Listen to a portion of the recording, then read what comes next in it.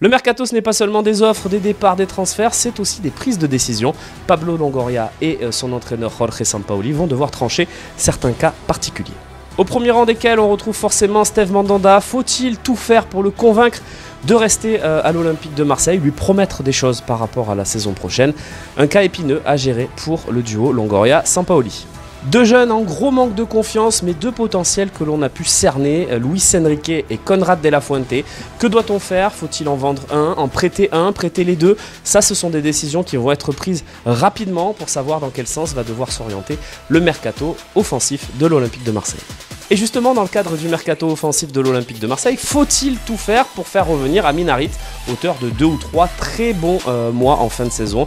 Il a permis notamment à l'Olympique de Marseille de finir deuxième sur le podium de Ligue 1, ce qui était l'objectif. Faut-il donc s'envoyer sur le mercato au sujet de l'international marocain? Ça aussi, c'est une décision rapide à prendre. Il va revenir, c'est une quasi-certitude. Jordan Amavi, faut-il lui redonner sa chance dans un effectif un peu élargi par rapport à la belle saison qui nous attend l'année prochaine, ou faut-il, au même titre que Radonjic et Strootman, tout faire pour le mettre dehors? Ça aussi, c'est une décision rapide que vont devoir prendre les dirigeants de l'Olympique de Marseille.